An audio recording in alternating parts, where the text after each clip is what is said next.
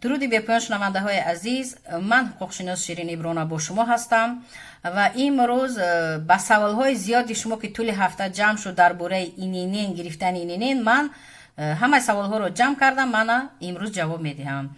هموطنان عزیز، شما پرسیدید اینینین چیست که در کجایی که رویم از ما اینینین میپرسن.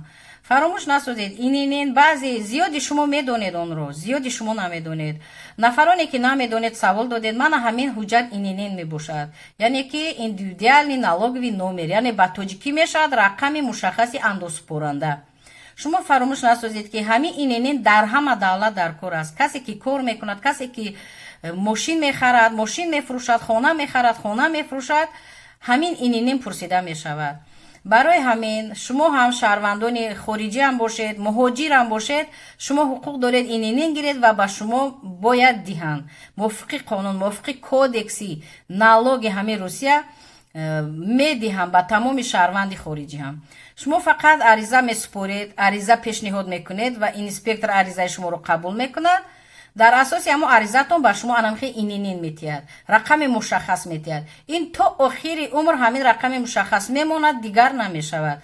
غیر این همین رو گفتنیم که فراموش نسازید، شخصا خود شما مراجعت کنید به همون اداره نالوگ رفته، فقط پاسپورت شما پیروود شدگی در دستون باشد که پیروود شدگی را قبول میکنن.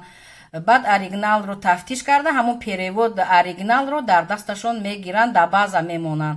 برای همین فراموش نسازید که اگر شما کسی گوید که من با شما میگیرم میتیم، شما تو امکانیت به چنین شخصون باور نکنید. ببینید اینینین اساسی گالاگراما دارد، دیدید انامین اساسی است، اوریجینال است. برای همین شخصا خود شما مراجعت کنید به همون اداره نالوگ و با شما میدهند موافق قانون، فهمیدید؟ برای همین اینینین گیرید و اینینین فایدهش در آینده هست، یعنی که شما میتوانید اگر موافق قانون در اساس شرطنامه ها کار و فعالیت کنید، وقتی اینینین داره شما فراموش نسازید که شما میتونید فایزی درآمد خود رو گیرید. غیر این شما میتوانید که در آینده نفقه برای همین هم به شما کمک میرسوند.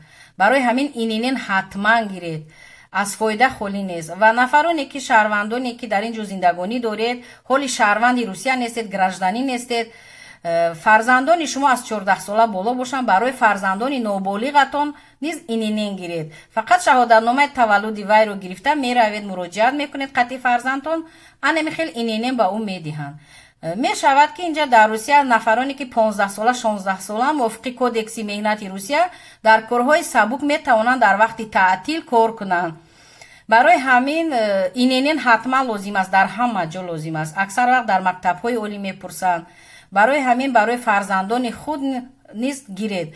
بگذار اگر شهروند روسیه هم نباشند، RVP داشته باشید یا که وید نجیتس داشته باشید یا که نداشته باشید، همین رو فراموش نسازید که موافق کودکس اندازی روسیه با شما اینینین میدهند، رد نمیکنند. مراجعت کنید، چون که شما اگر یگون بیزنس دارید، یگون نقطه کاری دارید، در یگون بازار سودا میکنید، از حقوق خود با خبر شوید. انامخی اینینین که گرفتید فراموش نسازید که آینده همون به شما فایده دارد و ضرر ندارد.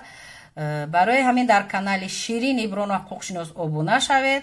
مرحمت، من سوال هایی که شما میدهید روز و ساعت پیدا کرده به سوال های شما جواب میگردونم و وقتی که شما ابونه باشید من اتوماتیک که همین برآمدهای من به شما میرود و شما این گفته های من رو استفاده میبرید، سرسان و سرگردان نمیشوید، در بدر اداره ها نمیشوید و میدونید که چیکار باید کنید.